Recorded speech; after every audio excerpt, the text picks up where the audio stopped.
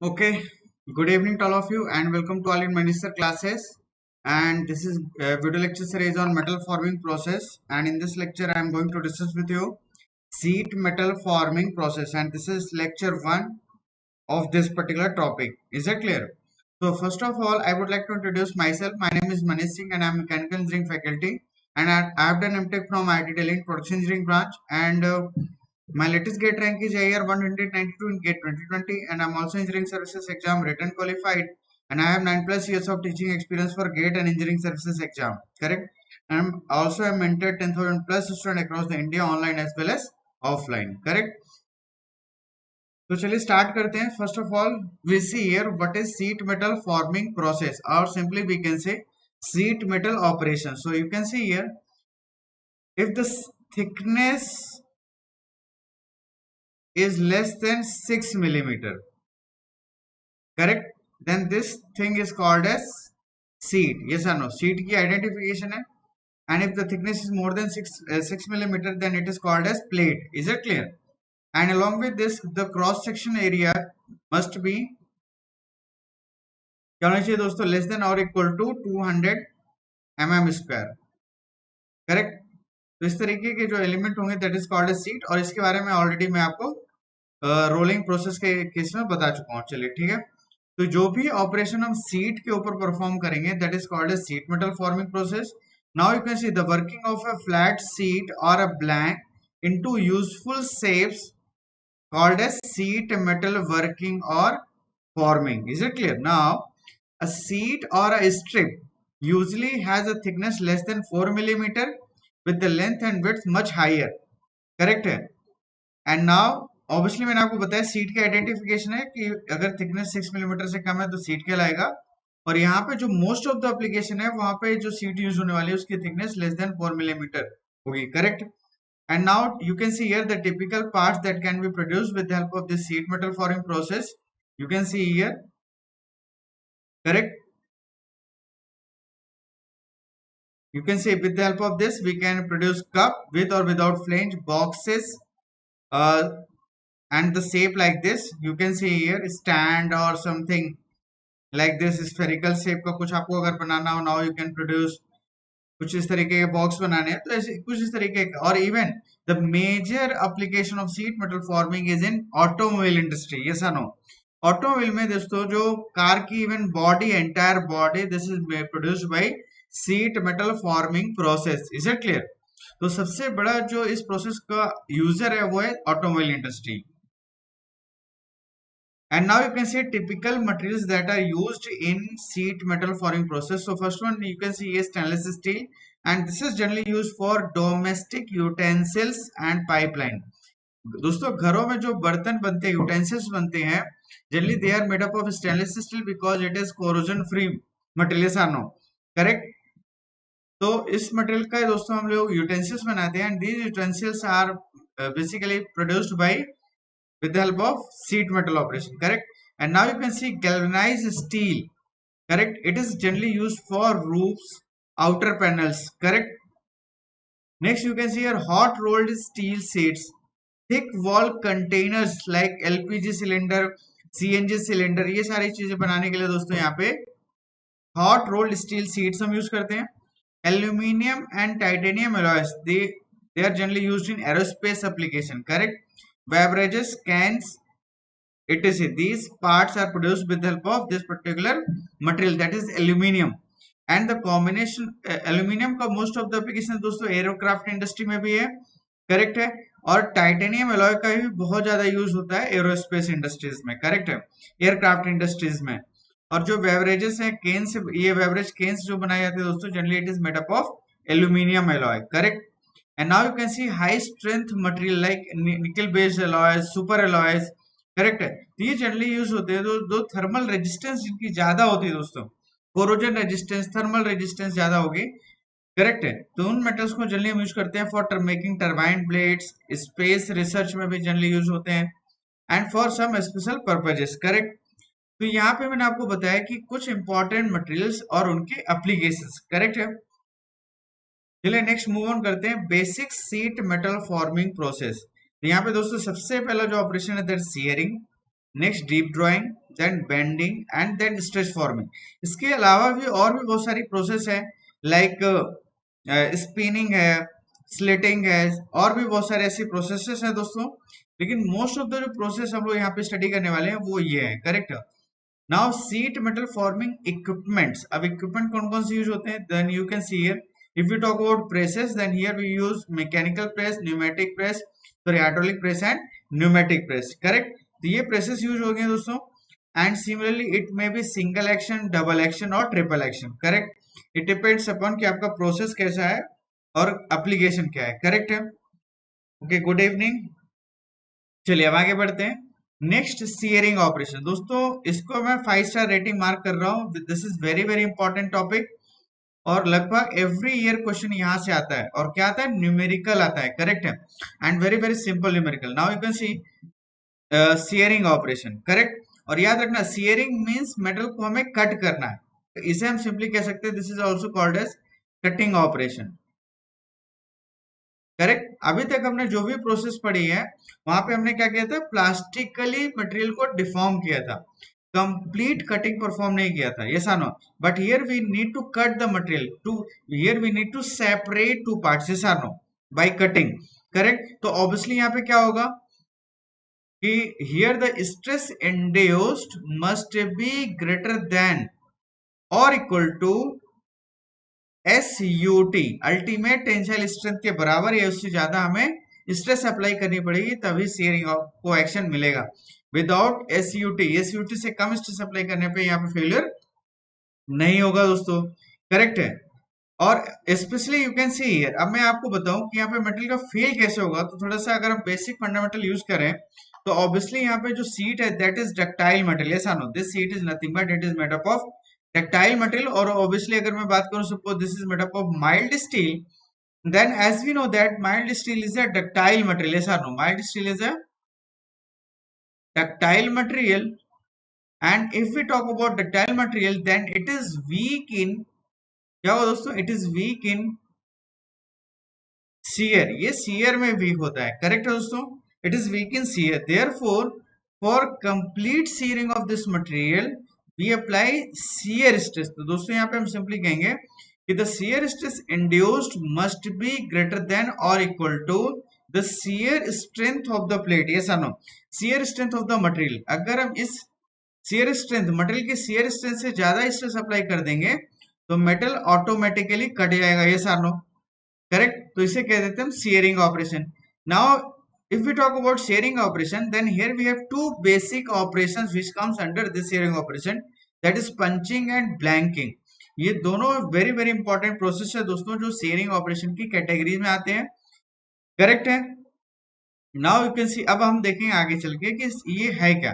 तो first of all here we see how the material cutting takes place in this shearing operation. Now you can see here this is our die, क्या है ये, this is our die, correct, and this is our punch, correct, this one is our punch and this is our plate or blank. इसे हम दोस्तों यहाँ पे क्या कहेंगे, this is blank, is it clear, blank, this is die, this is blank and this is punch. Now first of all if we compress this sheet between this punch and die, yes or no। और दोस्तों obviously ये sectional view है, अगर मैं इसको complete करूं तो आपका डाई कुछ इस तरीके होगा, ऐसा नहीं कि हवा में लटका हुआ है और आप इसे कट कर रहे हो, is it clear, it is looking like this. Now when you compress this sheet with help of this punch, then obviously the crack propagation start from here and here, yes और no. यहाँ पे देख सकते हो second figure में जो crack form होगा वो यहाँ से स्टार्ट होगा और similarly starting from here, yes और नो, करेक्ट। दोनों एंड से क्रैक फॉर्मेशन स्टार्ट होगा when the stress induced will be higher than the permissible shear strength of the material, yes और नो। उससे ज्यादा आपने जैसे अप्लाई किया तो मेटल शियर आउट होना स्टार्ट हो जाएगा। और कहाँ से स्टार्ट होगा, obviously it is started from contact region, तो यहाँ से स्टार्ट होगा। Now you can see here दो, यहाँ पे क्या हो रहा है, to shearing streams are flowing, yes or no, two shearing streams are flowing, और ये दोनों क्या होंगे, then they will coincide, yes or no, like this, ये एक दूसरे को कनेक्ट हो जाएंगे after certain penetration of this punch. ऐसा नहीं कि आपको थ्रू आउट द इस पंच को थ्रू आउट द थिकनेस आपको ट्रेवल कराना है, अगर आप कुछ पार्शियल थिकनेस तक ही अगर आप इस मेटल को कंप्रेस करोगे, सीयर आउट करोगे, तो ऑटोमेटिकली एंटायर प्लेट क्या हो जाएगा दोस्तों, कट जाएगा ये सानो, क्योंकि क्रैक फॉर्मेशन होगा। क्रैक फॉर्मेशन होने के बाद ये प्रोपोगेट करेगा और ऑटोमेटिकली यहाँ से मेटल, यू कैन सी यहाँ से मेटल सीयर आउट हो जाएगा ये सानो। तो ये बेसिक फंडा होता है इस सीयरिंग ऑपरेशन में, करेक्ट। चलिए देखते हैं अब इसके बारे में थोड़ा सा और details. First of all here we see, you can see here, this is our punch once again, and this is our seat or blank, excuse me, correct, this is blank, and this is your die. Is it clear? This is your die. Now अब होना क्या है दोस्तों, obviously if you can see here, this is the size of the punch. If it is circular punch, then this is the diameter. तो simply हम कह सकते हैं this is dp, diameter of the punch, yes or no. And similarly you can see here, this one is nothing but this is called as diameter of the die, yes or no. क्या है दोस्तों ये, this is the diameter of the die. And now you can see in between punch and die, here we have some clearance, yes or no. यहाँ पे आप देख रहे हो this is called as clearance. और क्यों इस क्लियरेंस को प्रोवाइड किया जाता है वो मैं आने वाले नेक्स्ट स्लाइड में बताऊंगा दोस्तों। और आपको बेसिक रूल्स तो यही पता है कि for ease of travel of this punch, here we need some clearance. इस पंच को आसानी से डाई के अंदर पेनिट्रेट कराने के लिए, ट्रेवल कराने के लिए हमें लिटिल बिट क्लियरेंस की जरूरत होगी। अब क्वेश्चन आता है कि how much clearance is required, how to calculate amount of clearance required. And now you can see this clearance is provided at both side of the punch, yes और no. And if it is circular, then throughout the circumference here we need to provide clearance, yes or no. तो अगर ये circular है तो दोस्तों इस सी को मैं रेडियल क्लियरेंस कह सकता हूँ, क्योंकि दोनों साइड अगर हम क्लियरेंस प्रोवाइड करेंगे तो दोनों का सम आपका डायमीटर क्लियरेंस कहलाएगा। बट वन साइड जो क्लियरेंस है, this is called as radial clearance. Is it clear? And now, or if it is rectangular or some other shape का कोई अगर पंच है तो सिंपली हम कह सकते हैं this is called as a clearance between punch and die at one side, yes or no, per side. Simply यहाँ you can see here clearance between punch and die per sides, correct, per sides, हर एक sides, एक side का clearance है ये। अगर आपसे पूछा जाता है what is total clearance, तो आपको सिंपल सा आंसर देना है this is equal to 2c। अब यहाँ पे हमारे पास देख सकते हो आप, here we have a empirical relation that is clearance is equal to 0.0032 into t, where t is a thickness of the sheet, and square root of tau, where tau is a material shear strength, is it clear, in megapascal।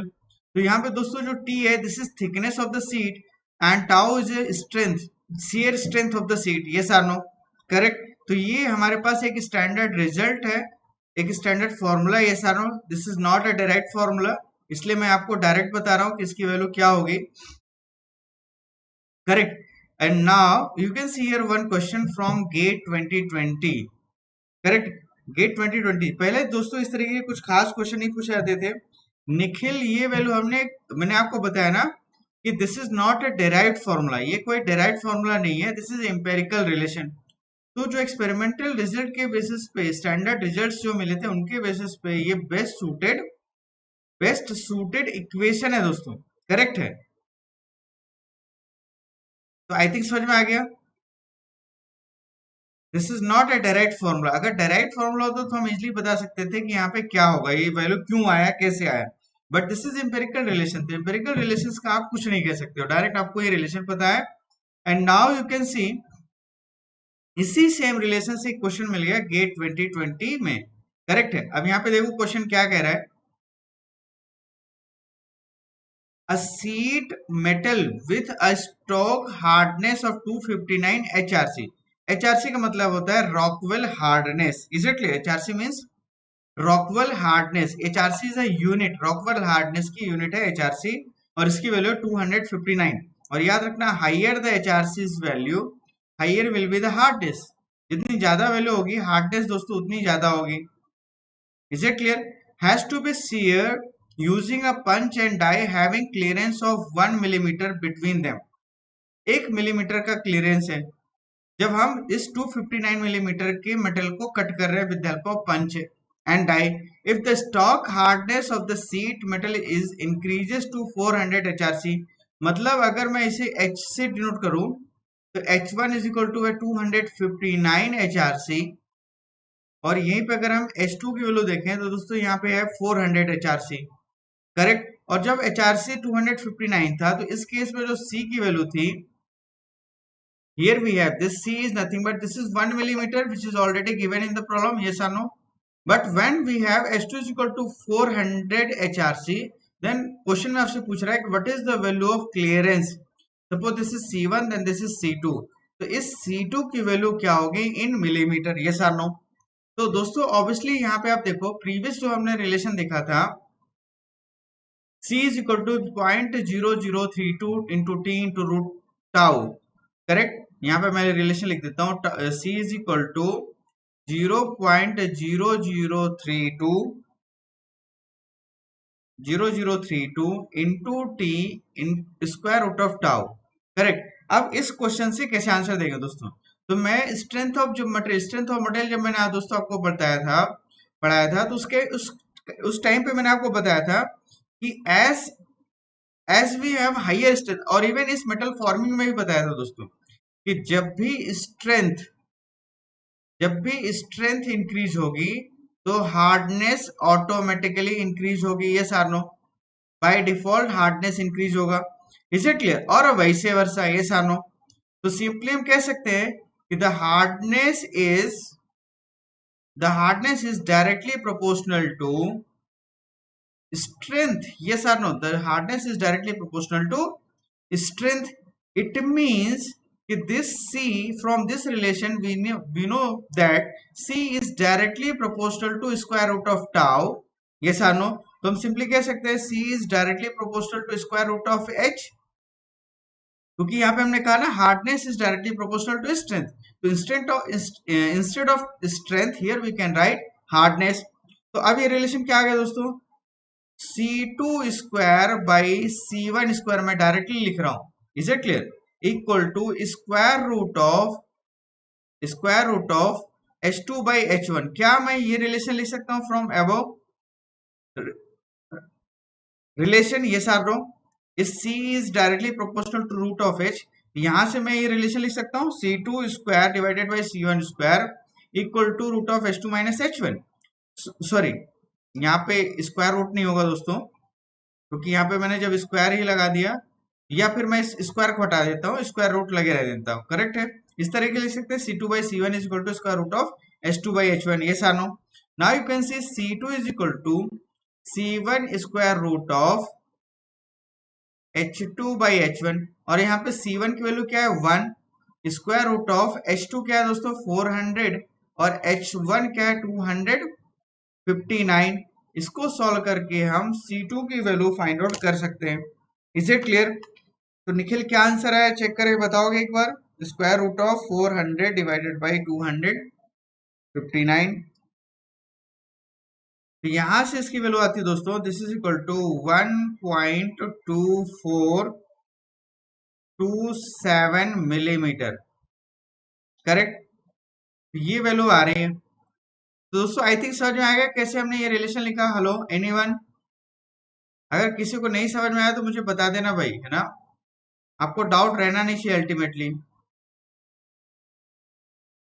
Yes Prateek, very good. Nikhil समझ में आ गया, answer correct आ गया, 1.2427 यही आ रहा है आपका भी।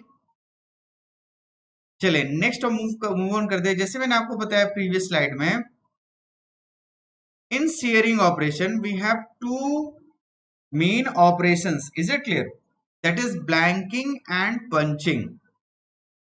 अब ये ब्लैंकिंग एंड पंचिंग है क्या दोस्तों, तो बहुत ही सिंपल सा आंसर दूंगा मैं।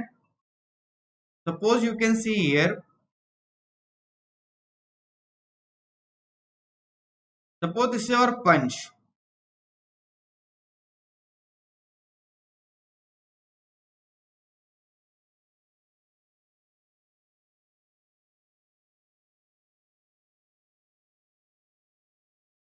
and this is our blank holder,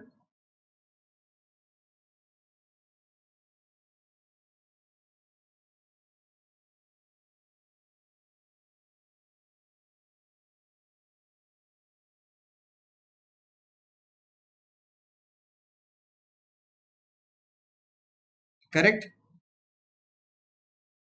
okay Nikhil, no issue, no problem. अभी आप एरर कर सकते हो, कोई इशू नहीं है, बट आपसे एरर एग्जाम में नहीं होनी चाहिए, बस ये ध्यान रखना।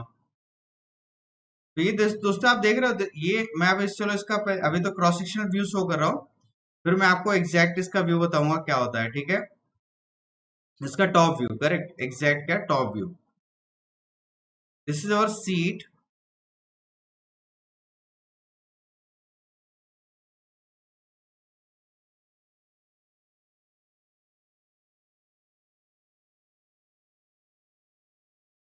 And now you can see this is our punch, sorry, die.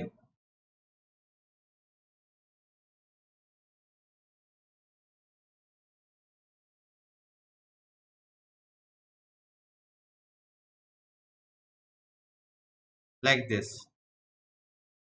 ये स्कीमेटिक डायग्राम है दोस्तों, है ना। ये सिर्फ मैं आपको इस प्रोसेस को एक्सप्लेन करने के लिए इस तरीके का फिगर बना रहा हूँ, correct. This is called as schematic figure, schematic diagram,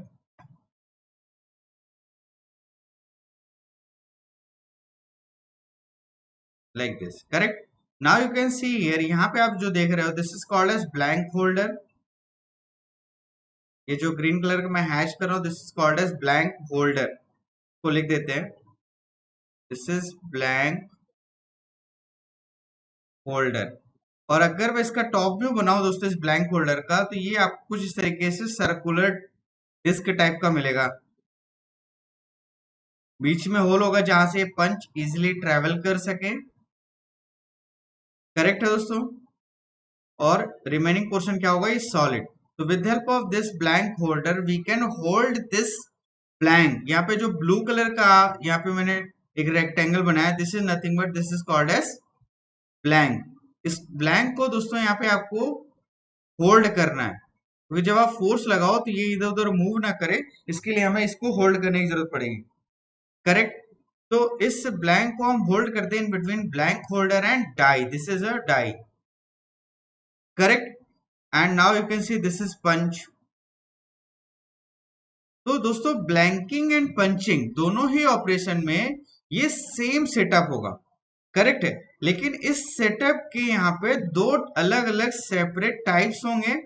और क्यों इनको हम सेपरेट टाइप्स कहते हैं, दोनों प्रोसेस भी सेम होने के बावजूद भी हम इन्हें टू डिफरेंट सेटअप्स क्यों कहते हैं, you can see here. Suppose you have a sheet like this, is it clear, suppose you have a sheet like this.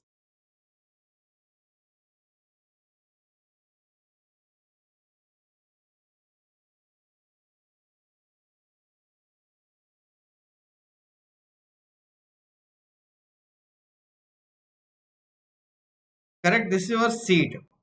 Now if I cut a circle, a disc from this sheet, एक यहां से एक disc cut करके बाहर निकाल लें, या हो सकता है आप रेक्टेंगुलर पॉकेट कट करो दोस्तों, इट्स योर चॉइस, कुछ भी आप यहां से कट करके सपोज बाहर निकालिए, करेक्ट है। तो ये पोर्शन हो गया सॉलिड पोर्शन। और यहाँ पे जो मैंने सर्कल और एक स्क्वायर टाइप का शेप जो बनाया, दिस इज होलो सेक्शन, यहाँ पे मटेरियल नहीं है। और ये यहाँ पे कुछ इस तरीके से डिस्क कट के बाहर आ गई, और यहाँ से एक ऐसा स्क्वायर पॉकेट कट के बाहर आ गया, ये सानो। And in same manner here we have like this again. अब आप देखोगे कि सब कुछ सेम होने के बावजूद फिर हम इनको टू डिफरेंट सेपरेट प्रोसेस क्यों कहते हैं, then you can see here. क्योंकि ये आपको जानना बहुत जरूरी है, कैसे हम आइडेंटिफाई करेंगे कि whether your process is planking और पंचिंग, आपको ये आइडेंटिफाई करना पड़ेगा, किस तरीके से आप इसको पहचानोगे, करेक्ट है। और नेक्स्ट आने वाले स्लाइड्स में मैं आपको ऐसी प्रॉब्लम्स भी बताऊंगा जिससे आपको ये देखना पड़ेगा कि हम ऑपरेशन का नाम क्या दें, क्योंकि विदाउट ऑपरेशन आप प्रॉब्लम को सॉल्व नहीं कर पाओगे, करेक्ट है दोस्तों। And this is obviously this is also solid portion.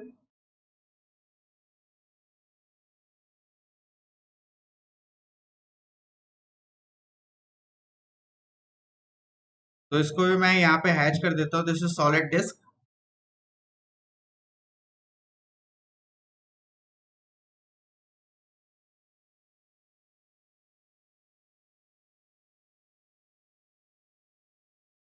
Like this, correct.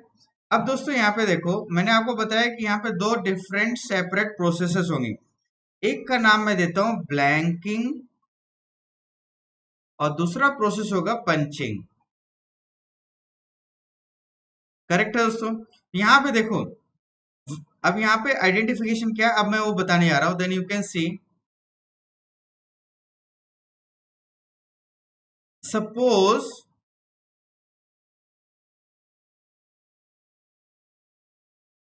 यहाँ पे जो दोनों पार्ट कट करके बाहर निकले हैं दोस्तों, इसे हम कहेंगे blank. This is called as blank. और ये जो दोनों पोर्शन है यहाँ पे, इसे हम कहेंगे होल। करेक्ट है?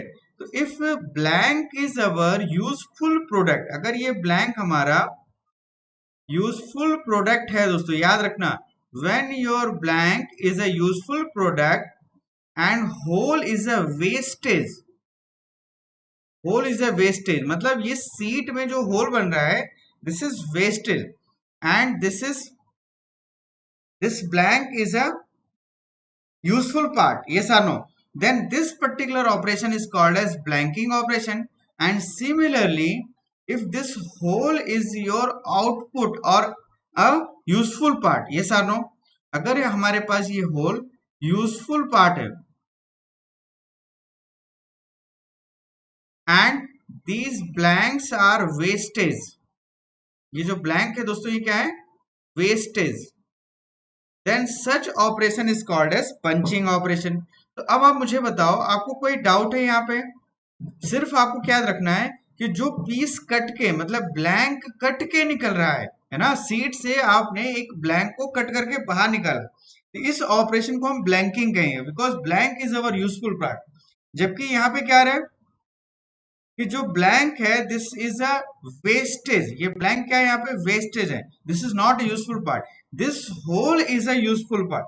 तो जब होल यूजफुल पार्ट होगा तो ये कहलाएगा आपका पंचिंग ऑपरेशन। और इसको आप याद कैसे रखोगे? तो अगर आपने अपनी सेशनल फाइल्स वगैरह, प्रैक्टिकल फाइल्स वगैरह बनाई हो और उसमें जो पेजेस रहते हैं उनमें आपने कभी फाइल में लगाने के लिए होल किया हो, तो जब पंचिंग मशीन से जब आप होल करते हो तो जो होल बनता है दैट इज योर आउटपुट, और जो वहां से एक छोटा सा डिस्क कट के निकलता है पेपर का, सर्कुलर शेप का, वो वेस्टेज होता है। तो वो जो ऑपरेशन आप कर रहे होते हो that is called as punching operation, तभी तो उसका नाम रखा गया था punching machine. Yes or no? Correct? तो आई थिंक अब दोस्तों आपको ये क्रिस्टल क्लियर समझ में आ गया कि पंचिंग एंड ब्लैंकिंग ऑपरेशन है क्या। Yes or no? करेक्ट? अब आप मुझे बता सकते हो एनीवन, किसी को कुछ डाउट है क्या यहाँ पे? अब देखो, now you can see here,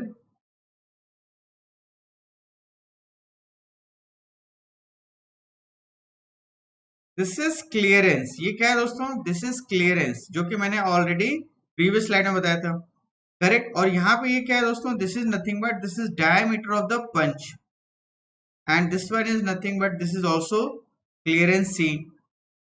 correct? और दोस्तों अगर मैं यहाँ से ऐसी लाइन ड्रॉ करूं और इनके बीच का डायमीटर अगर हम मेजर करें, then you can see here, this is the diameter of the die. Yes or no? Diameter of the die, D लिख सकता हूं मैं इसे, diameter of the die. Correct? तो यहाँ पे रिलेशन क्या मिलेगा दोस्तों? Diameter of the die, diameter of the die is equal to diameter of the punch plus 2 times of C. Why it is written as 2 times of C? Because here we have both side clearance. Yes or no? हमें यहाँ पे क्या चाहिए? दोनों side ही clearance चाहिए। और C क्या है? Clearance at each side. Yes और नो? एक साइड का क्लियरेंस है, तो दोनों साइड का मुझे क्लियरेंस ऐड करना पड़ेगा। तो diameter of the die is nothing but this is equal to diameter of the punch plus 2C। Yes और नो? इस तरीके से हम लिख सकते हैं क्या? यस और नो बोलो? तो ये जनरलाइज रिलेशन है and it is valid for both punching and blanking operation. Is it clear? This is valid for both blanking and punching operation.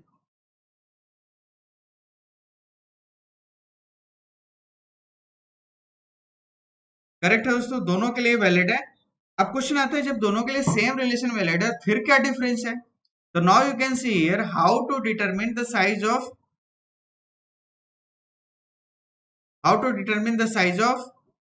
blank, sorry, size of punch and die for blanking and punching operation. So once again you can see here, first here I am going to write for blanking operation, and here I am going to write for punching operation.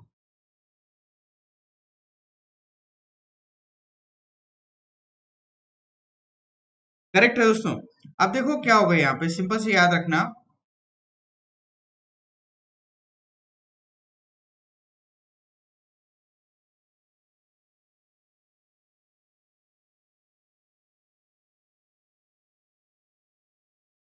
This is punch, this is blank holder,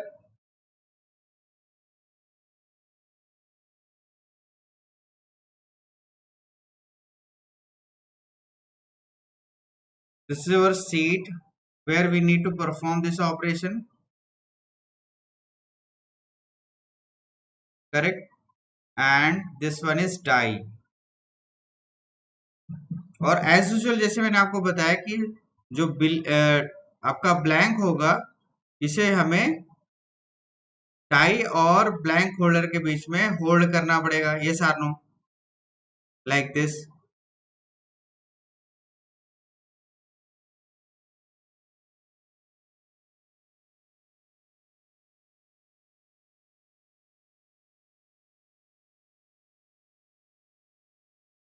Now you can see when you compress this seat with this punch, इस पंच से दोस्तों जैसे मैं इस seat को compress करूंगा दोस्तों, by moving this punch in this direction, yes or no, इस डायरेक्शन में इस पंच को मूव करा के जैसे मैं ट्रेवल कराऊंगा दोस्तों, तो यहाँ से एक मेटल कट करके निकलेगा पीस, करेक्ट है, इस सीट से एक मेटल पीस कट करके निकलेगा, और वो शेप कैसा होगा दोस्तों, it is looking like this.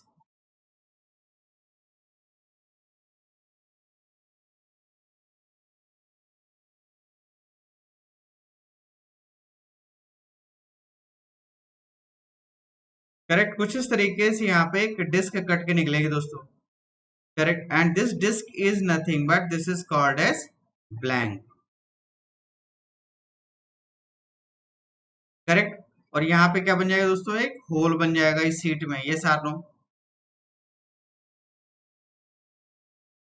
So now you can see, since here blank is our output, this blank is our output, therefore this is blanking operation, and in blanking operation, the diameter of the blank,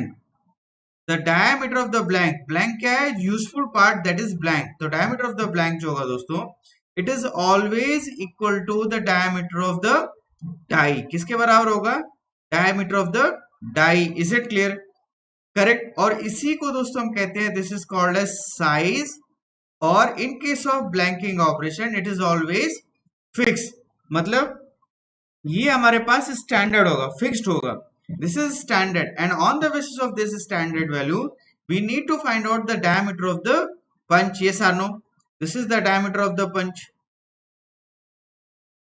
and this is clearance, yes or no। तो यहाँ पे क्या रहेगा दोस्तों, तो obviously मैंने आपको बताया था कि diameter of the punch and die and clearance तीनों में रिलेशन है, स्टैंडर्ड रिलेशन है, वो हर जगह वैलिड होगा। तो यहाँ पे आपने क्या कह दिया कि डायमीटर ब्लैंक का जो आएगा वही सेम डायमीटर डाई का होगा, और यही साइज कहलाएगा, और ये फिक्स्ड होगा इन केस ऑफ ब्लैंकिंग ऑपरेशन। तो आपको यहाँ पे जैसे ब्लैंक का डायमीटर मिला, तो इमीडिएटली आपने कह दिया कि सेम साइज का यहाँ पे डाई होगा। Now in this case here we need to find out diameter of the punch, तो diameter of the punch simply आप निकालोगे diameter of the die minus 2c, और ऑब्वियसली ये देखो ये सेम रिलेशन आपको कहां से मिल सकता है, from this relation, diameter of the punch is equal to diameter of the die minus 2c, correct. और इसी को लिख सकते हैं हम, this is equal to diameter of the blank minus 2c, या इसी रिलेशन को हम लिख सकते हैं size minus 2c, yes or no. तो इन तीनों फॉर्म में किसी भी फॉर्म में हम डायमीटर ऑफ पंच के इक्वेशन को लिख सकते हैं। एंड इन सेम मैनर जैसे हमने ब्लैंकिंग के लिए बताया, अगर मैं इस पंचिंग के लिए देखूं दोस्तों, तो देखो क्या होगा,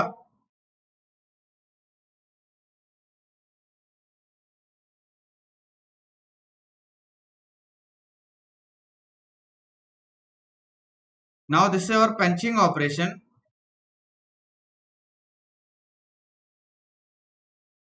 This is blank folder. Sir crack linear नहीं होगा बट थिकनेस वेरी लेस होने की वजह से निगलेक्ट कर देंगे.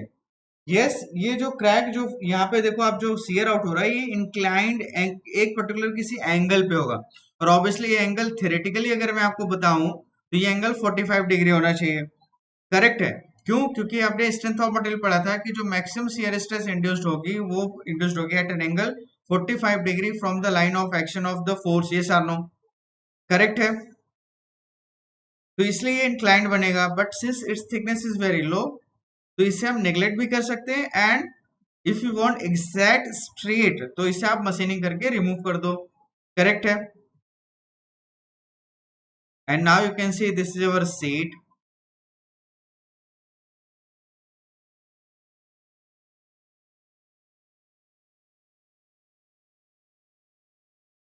And this is our punch sorry die. Punch तो पहले बना दिया. This is our die. Correct है दोस्तों. अब देखो इस केस में इस सीट में दोस्तों आप देख रहे हैं यहाँ पे जो ये होल बन रहा है this hole is our output. Yes or no correct. यहाँ पे देखो ये दोस्तों क्या बन रहा है दिस इज अ होल. ये सार नो. तो this hole is our output. Is it clear? और यहाँ पे ये जो सीट कट करके बाहर निकल रहा है this is our wastage.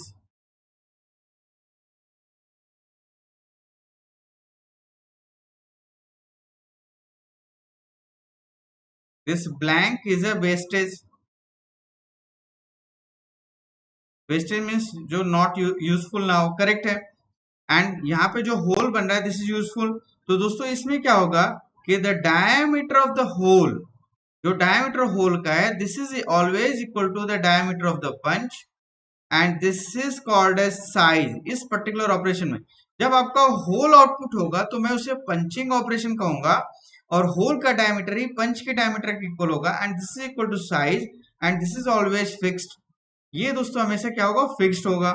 Is it clear? And now as we know that here the diameter of the punch is fixed, therefore the diameter of the die can be written as diameter of the die can be written as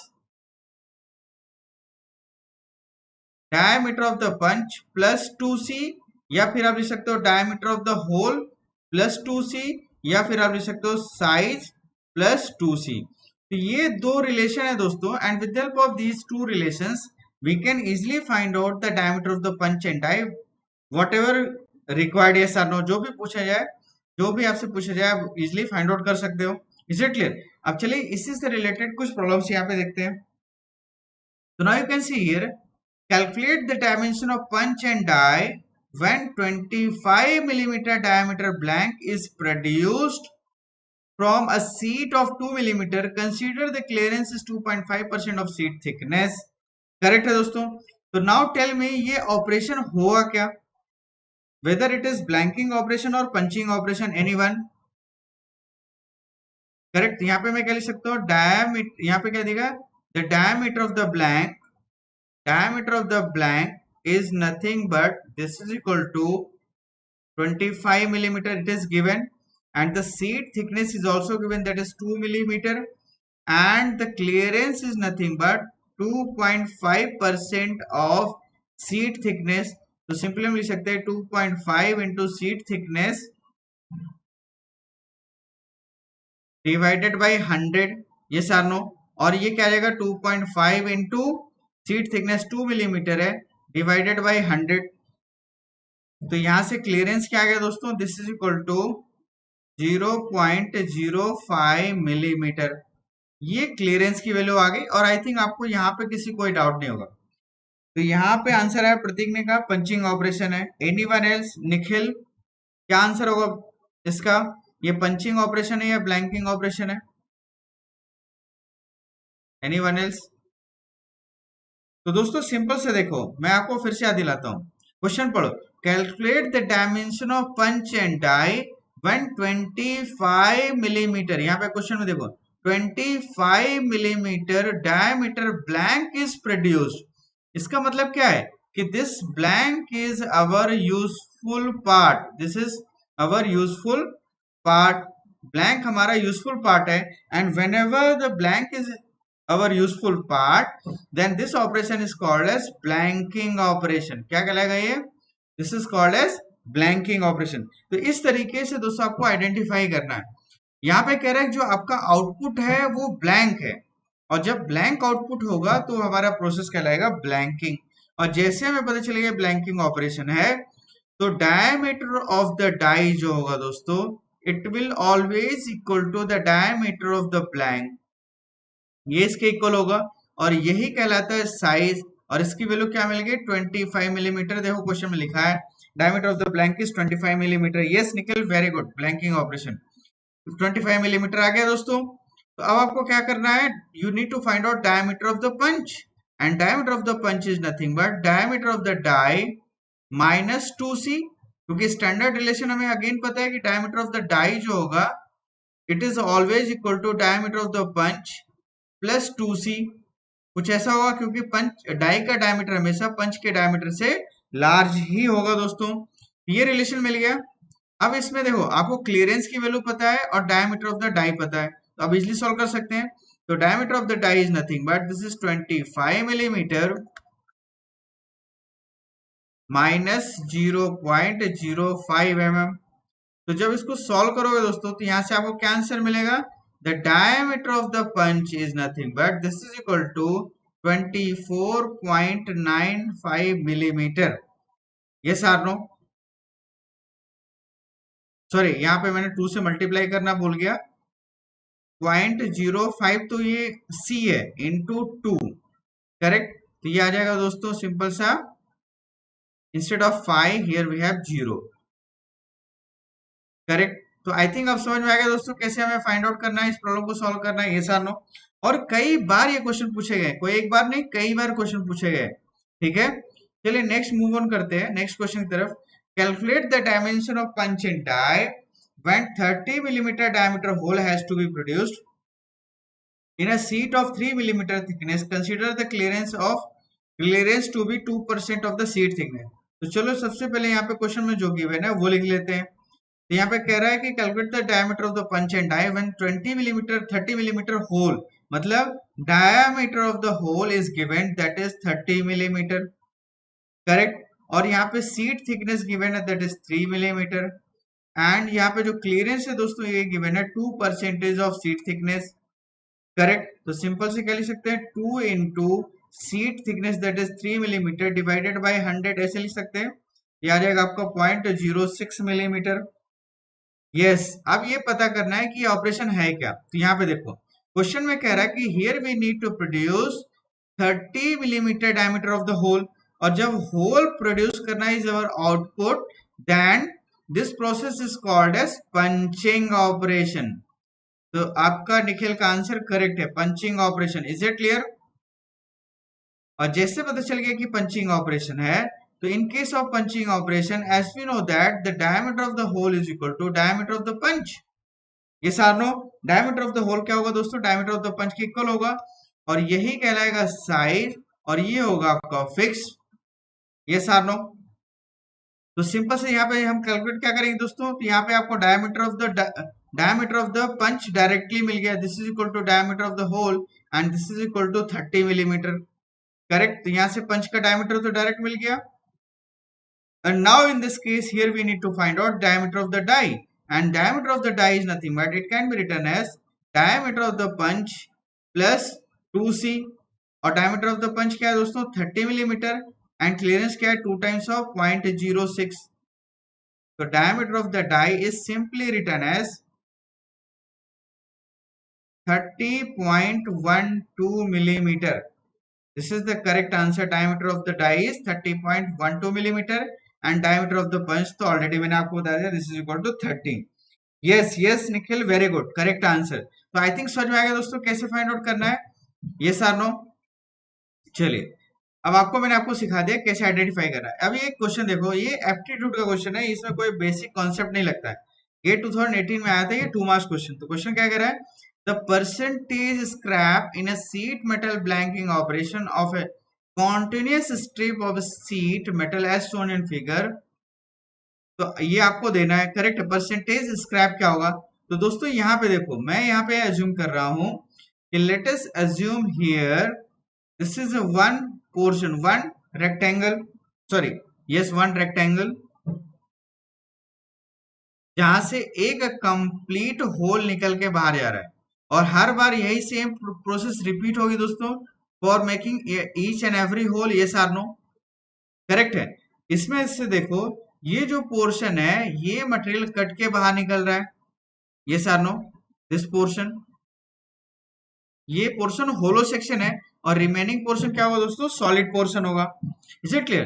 तो percentage scrap in a sheet metal blanking operation बोल रहा है. और blanking operation का मतलब क्या हुआ दोस्तों? ये जो ब्लैंक सर्कुलर डिस्क कट के निकल रही है, जिसका डायमीटर ऑब्वियसली डी है, ये this is our output, this is our output. Correct. तो जब ये आउटपुट है तो ये जो आप देख रहे हो यहाँ पे होलो सेक्शन, इसको मैं ग्रीन कलर से हाईलाइट कर देता हूं. ये पोर्शन दोस्तों आपका वेस्टेज है. ये जो ग्रीन पोर्शन है दिस इज वेस्टेज. तो आपसे पूछ रहा है कि कितना परसेंट वेस्ट हुआ. तो सिंपल से हम यहां से लिख सकते हैं percentage wastage is equal to क्या होगा दोस्तों?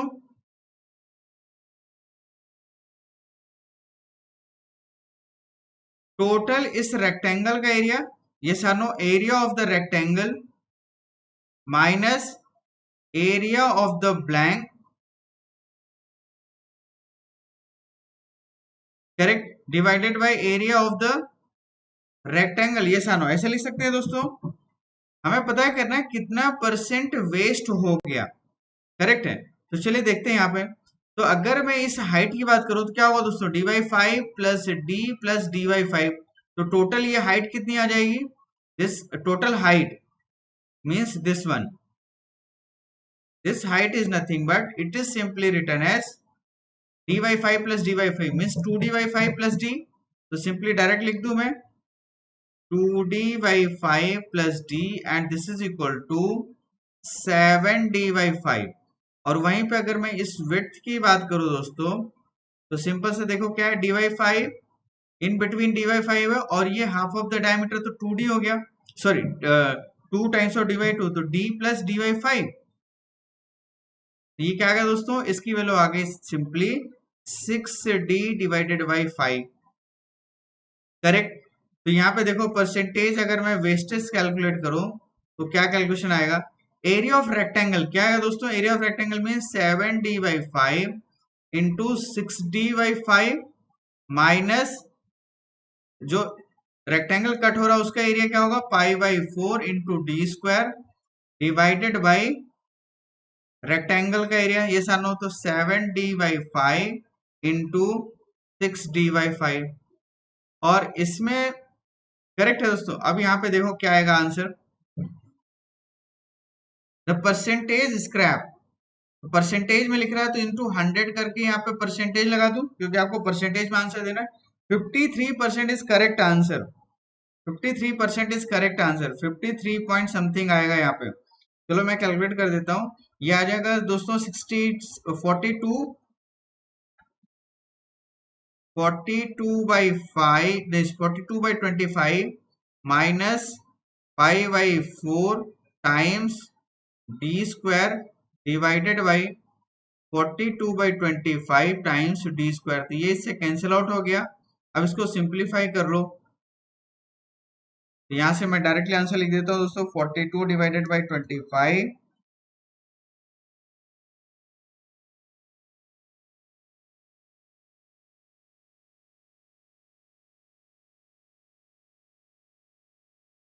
53.23 53.23%. This is the correct answer. 53.23 is the correct answer. Correct. तो आई थिंक दोस्तों समझ में आएगा कैसे सॉल्व करना है इस प्रॉब्लम को. Again this is very simple problem. Yes or no?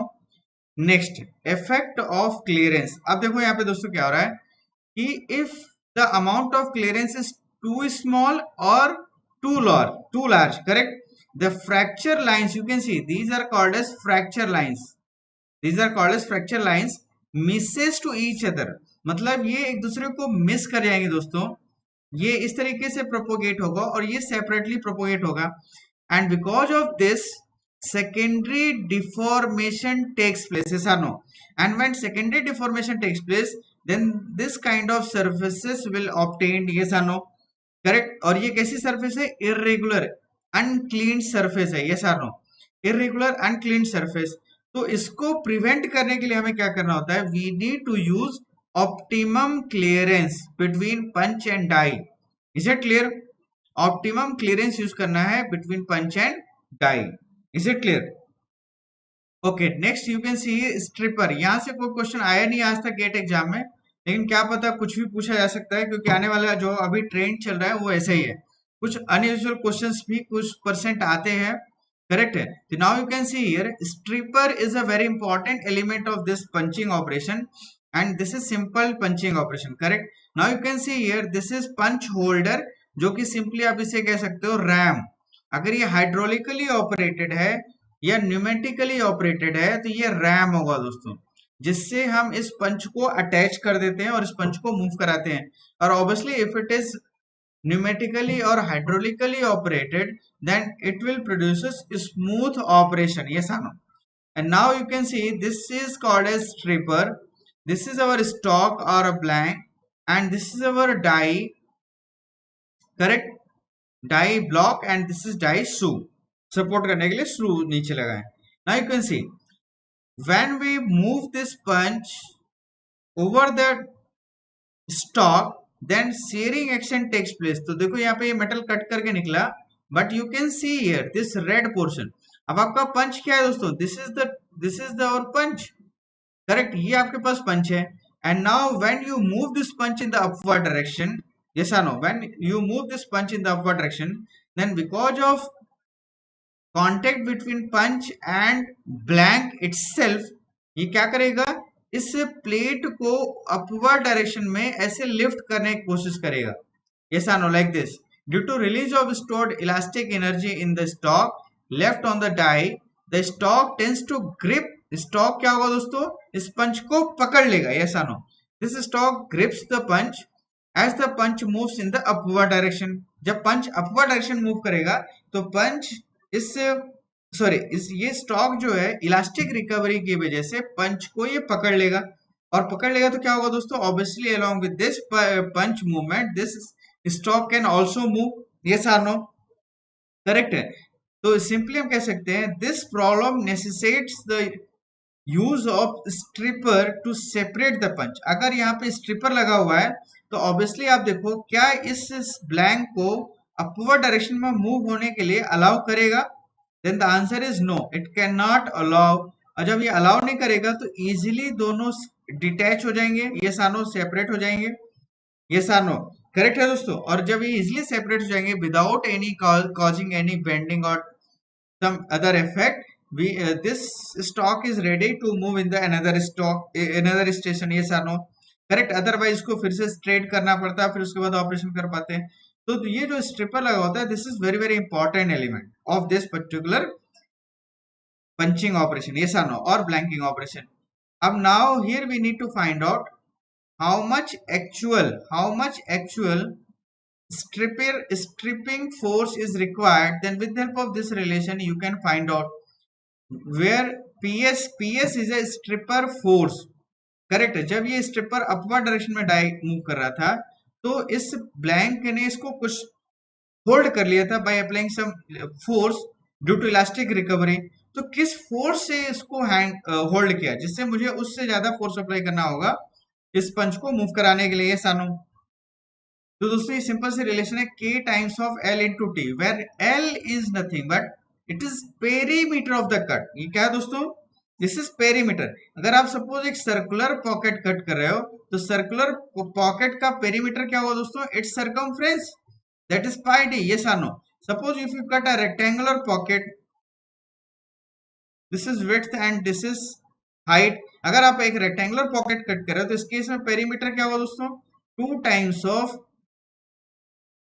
B plus H. Yes और नो? क्योंकि बी इधर है तो बी सेम इधर है। आपको सिर्फ टोटल लेंथ देखना है कितना कांटेक्ट रीजन है।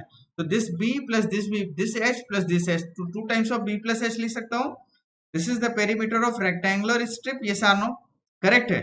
नेक्स्ट आता है T. T is a stock thickness and K is a stripping constant. K is a stripping constant.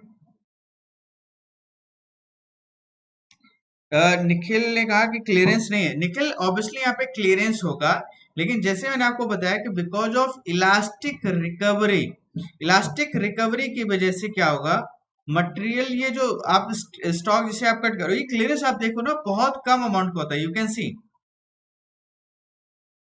मैं आपको प्रीवियस स्लाइड में ले चल के बताता हूँ। यहाँ पे देखो, आप जब कैलकुलेट किए थे यहाँ पे क्लियरेंस क्या मिला, that is very small quantity 0.06 millimetre. और ये जो लिमिट है, ये जो क्लियरेंस है और इलास्टिक रिकवरी, अगर मैं इलास्टिक डिफॉर्मेशन की बात करूं तो ये सेम रेंज में आते हैं।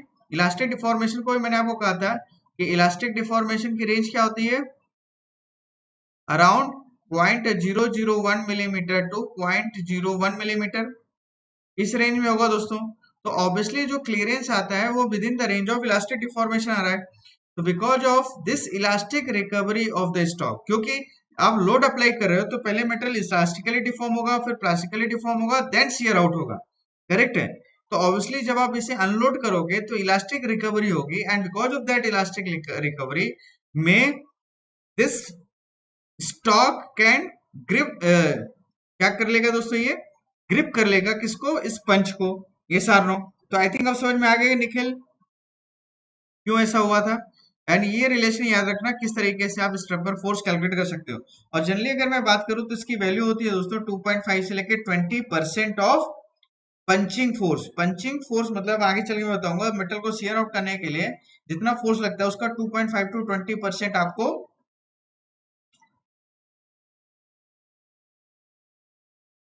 स्ट्रिपर में लगेगा, करेक्ट है दोस्तों। और usually 5 to 10% good for most of the application, ये वह रेंज है जो अप्लीकेबल है। 5 to 10% अगर आपकी वैल्यू आती है स्ट्रिपर फोर्स की, देन इट्स ओके, करेक्ट है, इससे ऑपरेशन आपका प्रॉपरली होगा। अगर इससे ज्यादा हुआ तो फिर प्रॉब्लम क्रिएट होने लगेगी, क्योंकि आपको एक्स्ट्रा फोर्स अप्लाई करना पड़ेगा। Is it clear? चलिए नेक्स्ट मूव ऑन करते हैं, डिटर्मिनेशन ऑफ शियर लोड। तो आज का दोस्तों ये लास्ट टॉपिक है, और एक और क्लास इस पर्टिकुलर सीट मेटल ऑपरेशन के लिए लगेगी, तब जाके ये कंप्लीट मेटल फॉर्मिंग कवर होगा, करेक्ट है। अब देखो शियर फोर्स कैसे कैलकुलेट करेंगे, then you can see here one by one मैं आपको बताता हूँ। फर्स्ट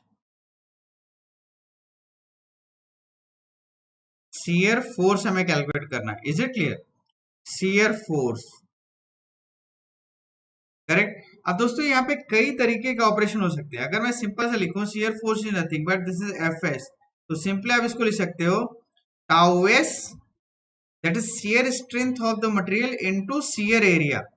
ये एक जनरलाइज्ड फॉर्मूला है, is it clear? Shear force is equal to shear strength of the material into shear area.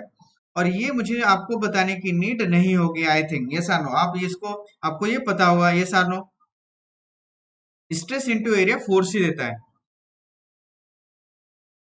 अब यहाँ पे एरिया क्या होगा दोस्तों, this is called as shear area.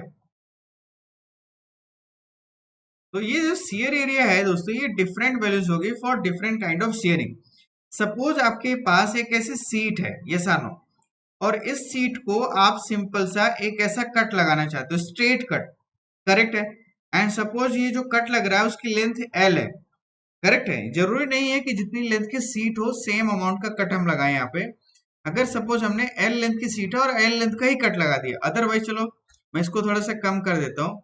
Suppose we have the length of the sheet is L, width of the sheet is B, और वहीं पर अगर मैं इसके थिकनेस की बात करूं देन इट इज टी। इसकी थिकनेस दोस्तों क्या होगी, टी। Is it clear? अब हमें क्या करना है, we need to cut this sheet like this. अगर मुझे यहां से सपोज इस लेंथ को कट करना है, कितना लेंथ हुआ ये, this is nothing but this is small L, correct है। तो इससे आइडिया लग गया दोस्तों कि it is not necessary to cut whole length, यहाँ पे हम पार्शियल लेंथ तक भी सीट को कट कर सकते हैं। इस लेंथ तक कट किया, तो अब यहाँ पे शियर एरिया क्या होगा दोस्तों, तो ऑब्वियसली अगर मैं इस 3 डायमेंशनल व्यू में जाऊं यहाँ पे देखो कुछ यही एरिया कहलाना चाहिए, this is called a shear area parallel to this. यहाँ पे देख रहे हो आप जो एरिया यहाँ पे क्रॉस सेक्शनल व्यू में यहाँ पे शो कर रहा हूँ, इस टॉप व्यू को यहाँ पे देखो, यही एरिया होना चाहिए, this is the shear area जहाँ पे मेटल कट हो रहा है। And this is nothing but this shear area can be written as length times of thickness, yes or no? तो ये केस हो गया when you cut a straight cut। अब सपोज अगर आप यहाँ पे एक सर्कुलर पॉकेट कट कर रहे हो, तो सर्कुलर पॉकेट केस में शियर एरिया क्या होगा दोस्तों, और यहाँ पे देखो आपकी सीट है उसकी थिकनेस है कुछ इस तरीके की, और यहाँ पे आपने कट लगा दिया, yes or no like this, और ये रिमेनिंग पोर्शन सॉलिड पोर्शन है जो अभी कटा नहीं है। तो now you can see this is the diameter जिसको हमें कट करना है, एंड दिस इज थिकनेस। तो इस केस में दोस्तों शियर एरिया में लिखूं तो क्या आएगा, the shear area of this circular pocket is simply written as, ये लेंथ, ये क्या लेंथ है, दिस इज पेरीमीटर और सरकमफ्रेंस, तो सिंपली आएगा pi D circumference into thickness. तो आई थिंक समझ में आ गया दोस्तों, यही एरिया होना चाहिए जहां पे मेटल शियर आउट हो रहा है, ये सारनो, is it clear.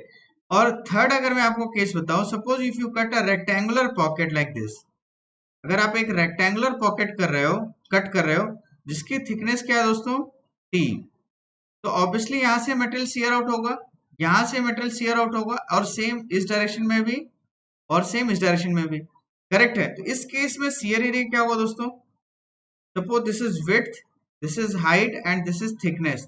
So in this case, the shear area is nothing but it is simply written as perimeter into thickness। और यहाँ पे पेरीमीटर क्या होगा दोस्तों, टू टाइम्स ऑफ बी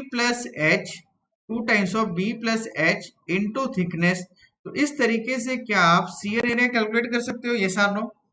अगर आपके पास स्ट्रेट कट लगाना है तो directly L into T, where L sorry small L, मैं यहाँ पे कैपिटल एल, अच्छा दोनों ही कैपिटल ए लिखा है, दिस इज स्मॉल एल, इसको करेक्ट कर देता हूं दोस्तों, दिस इज स्मॉल एल। अगर होल लेंथ कट करना है तो कैपिटल एल डायरेक्टली आप यूज कर सकते हो, करेक्ट है, तो ऐसा कोई नेसेसिटी नहीं है।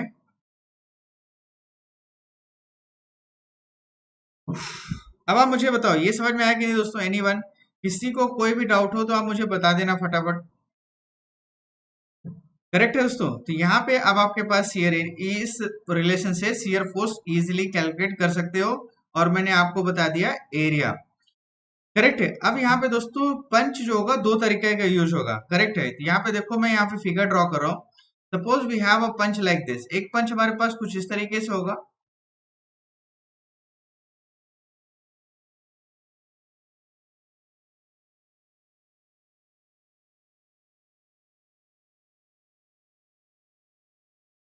लाइक दिस, और दूसरा पंच दोस्तों हमारे पास कुछ इस तरीके का होगा, you can see here,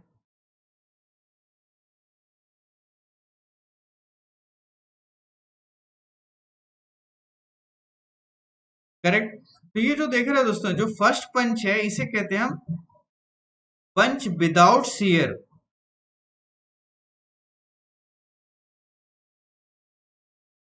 without shear, और ये क्या होगा दोस्तों, पंच विथ शियर,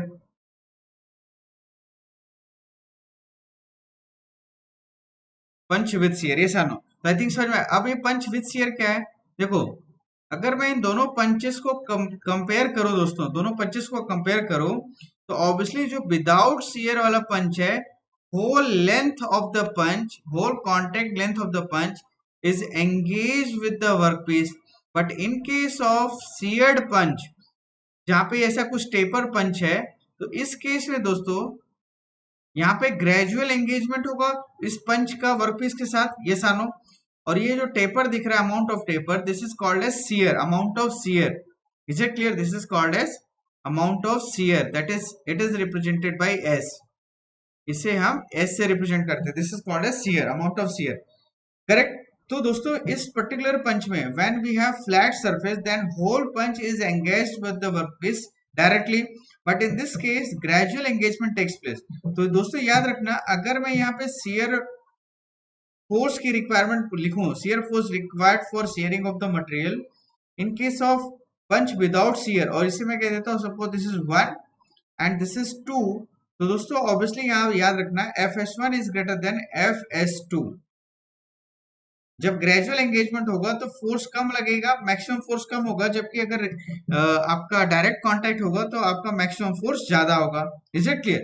तो अगर आपको इस डायरेक्टली, अगर आपके पास विदाउट शियर पंच है तो आप इस रिलेशन को डायरेक्टली यूज कर सकते हो, बट विथ शियर कंडीशन अगर आती है तो हमें क्या रिलेशन यूज करना चाहिए? तो यहाँ पे देखो कैसे हम फाइंड आउट करेंगे।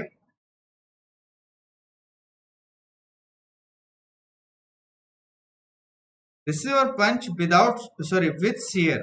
Is it clear? This is the punch with shear.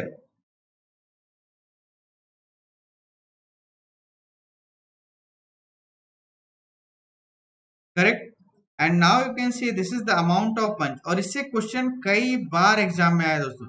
This is very very important topic. Correct? Very very important. Multiple times, करीब 5 से 6 बार क्वेश्चन सेम टॉपिक से आ चुका है.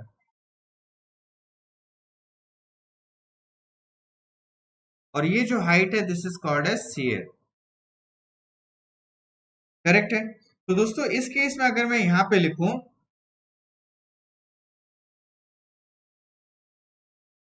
और यहाँ पे एक और मैं आपको थोड़ा सा एक रिलेशन बताना चाहूंगा. Suppose this is our sheet, this is our sheet. Is it clear?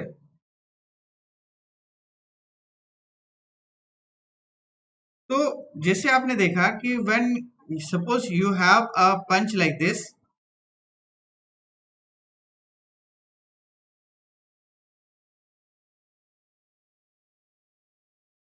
And this is our die.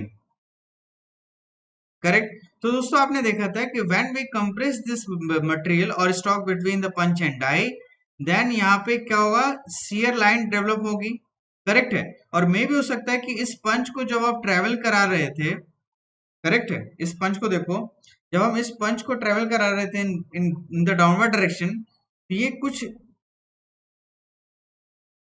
इस पर्टिकुलर डेप्थ तक मूव करने के बाद हमें इसको और फर्दर ट्रेवल कराने की नीड ना हो और पूरा का पूरा मटेरियल ऑटोमेटिकली कट जाए, क्योंकि जो क्रैक फॉर्म हो रहा है वो प्रोपोगेट होगा. ये सानो दोस्तों, जो क्रैक फॉर्म हो रहा है वो प्रोपोगेट होगा, and because of this crack propagation ये दोनों मैच कर जाएंगे और partial movement of punch whole thickness यहाँ पे कट हो जाएगा.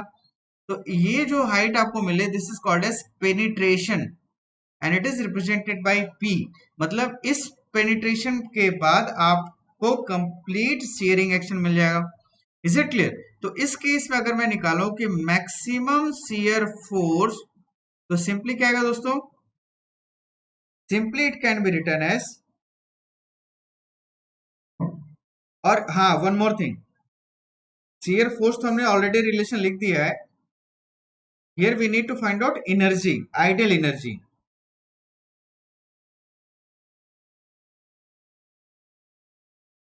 और simply we can say work done. Correct है? कितना वर्क हमें करना पड़ेगा. तो सिंपली हम लिख सकते हैं it can be written as F max, maximum force into length of punch, sorry distance of punch, sorry distance travelled by the punch. Maximum force into distance travelled by the punch, this is called as energy. Yes और no? तो distance travelled by the punch क्या आएगा दोस्तों? P. Correct? इससे हम multiply कर दे तो मिल जाएगा. और now you can see here this P is nothing but percentage penetration. Capital P अगर मैं लिखूंगा तो यह समझ जाना कि this is nothing but this is percentage penetration, partial moment of whole thickness. समझ नहीं आया? ओके प्रतीक देखो, दिस इज योर पंच. मैं आपको फिर से बताता हूं, दिस इज पंच. करेक्ट? और ये डाई है. जब आप इस सीट को, इस ब्लैंक को, या मैं इसे स्टॉक कहता हूं, जब आप इस स्टॉक को कंप्रेस करोगे बिटवीन पंच एंड डाई, तो देखो यहाँ पे क्रैक इधर से भी स्टार्ट हो गया बनना, क्रैक फॉर्मेशन, और क्रैक फॉर्मेशन इधर से भी हो गया. करेक्ट है? और ये दोनों ही क्रैक मूव करेंगे और कहीं ना कहीं जाके मिल जाएंगे और ये एंटायर ब्लैंक आपका कट के निकल जाएगा दोस्तों. करेक्ट है? तो दोस्तों जब देखो यहाँ पे when we move this punch in the downward direction, तो मे भी हो सकता है कि इस P डिस्टेंस ट्रेवल करने के बाद आपको अननेसेसरी इस पंच को होल थिकनेस तक ट्रेवल ना कराना पड़े, उससे पहले ही मेटल शेयर आउट हो जाए, क्योंकि मेटल का शेयरिंग दोनों एंड से हो रहा है, ये सानो, दोनों एंड से, top surface and bottom surface दोनों एंड से हो रहा है, ये सानो। और दोनों एंड से होने की वजह से क्या होगा कि ये तो जो शेयर लाइन है, ये शेयर लाइन कहीं ना कहीं जाके दोनों कोइंसाइड होने वाले हैं, करेक्ट है। तो सपोज आपने यहाँ तक मूव किया और ये यहाँ जाके मिल गए, तो इसके मिलने का मतलब क्या है कि whole thickness will shear out, ये सानो। जब होल थिकनेस शेयर आउट हो गया, इट मीन्स कि you need to move your punch up to this thickness, ये सानो। और ये थिकनेस क्या है, ये टोटल थिकनेस का कुछ प्रोपोर्शन ही है, ये सानो। This is total thickness. तो ये जो P that is distance travelled by the punch है, और पेनिट्रेशन ऑफ द पंच है, इट इज पार्शियल थिकनेस होगा, ये सानो। और ये क्या कह सकते हैं, अगर मैं इसे परसेंटेज के फॉर्म में रिप्रेजेंट करूं, तो क्या है दोस्तों, P is equal to small p is equal to percentage penetration of sheet thickness,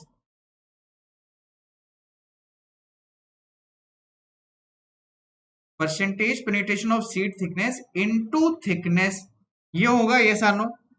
और इस परसेंटेज थिकनेस को हम क्या लिखते हैं, कैपिटल P। और हाँ, one more thing, divided by 100 करना मत भूलना, ये सानो, ये तो अंडरस्टूड है, डिवाइडेड बाय 100। तो ये परसेंटेज पेनिट्रेशन डिवाइडेड बाय 100 जो वैल्यू आती है, this is called as capital P into small t, correct है। या सिंपल से आपको ये भी मैं नहीं लिखता हूं यहाँ पे, 100% नहीं लिखता हूं, क्योंकि आपको क्वेश्चन में परसेंटेज के फॉर्म में दिया होगा, ऐसा नो, क्वेश्चन में आपको परसेंटेज के फॉर्म में देगा, और इसी वैल्यू को मैं कह देता हूं this is capital P, correct. तो इस P को लिखने के लिए आपको क्या करना पड़ेगा, इस इस P को लिखने के लिए, या थोड़ा सा मैं इसे और चेंज कर देता हूं दोस्तों, यू कैन सी हियर, को मैं थोड़ा सा और चेंज करूंगा, now you can C,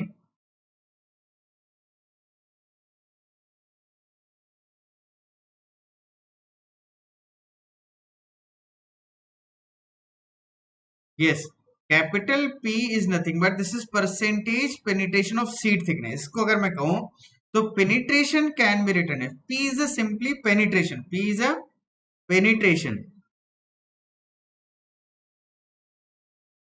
penetration of punch.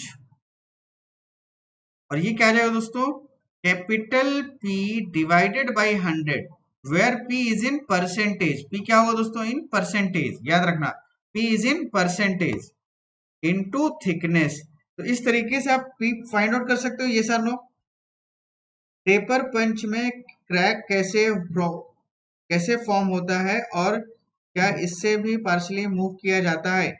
Yes Nikhil, obviously किया जाएगा। ये पार्शियल, ये टेपर पंच हो या स्ट्रेट पंच हो, उससे कोई फर्क नहीं पड़ेगा, क्योंकि अगर आप यहाँ पे देखोगे, अगर हम टेपर पंच को कनेक्ट करते हैं सपोज कुछ इस तरीके से, तो ऑब्वियसली यहाँ पे जो सीट है, ये दोनों एंड से तो कंप्रेस हो रहा है, ऐसा नो, देखो यहाँ से भी कंप्रेस हो रहा है, यहाँ से भी कंप्रेस होगा, तो ये जो क्रैक फॉर्मेशन है ये तो प्रोपोगेट करेगा ही, ये सानो, करेक्ट है। तो P, ये समझ में आया कि नहीं बोलो, P penetration P by 100 into T, correct. तो इस तरीके से आप एनर्जी कैलकुलेट कर लोगे दोस्तों, आइडियल एनर्जी। और एक्चुअल एनर्जी कैसे होगा, एफिशिएंसी अगर आपको गिवन है, तो आप एफिशिएंसी को मल्टीप्लाई कर दो, तो आपको एक्चुअल एनर्जी मिल जाएगा। Now the question is here we need to find out shear, maximum shear force required, maximum shear force। देखो जब स्ट्रेट पंच था तब तो आपने डायरेक्टली फाइंड आउट कर लिया था, करेक्ट है। जब आपके पास स्ट्रेट पंच था तो आपने directly shear force find out कर लिया था। But in case of sheared पंच कैसे फाइंड आउट करेंगे, you can C maximum shear force, maximum shear force for sheared पंच, ऐसे लिख देता हूं,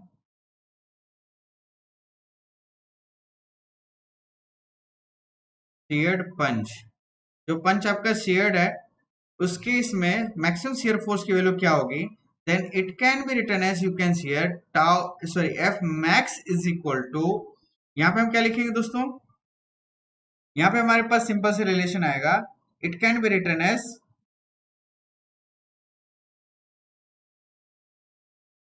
और ये दोनों आपको यहाँ पे सेम सेम लगेंगे, तो मैं थोड़ा सा इसको मैं लिख देता हूँ, सपोज सिंपली कैपिटल एफ से रिप्रेजेंट करता हूँ,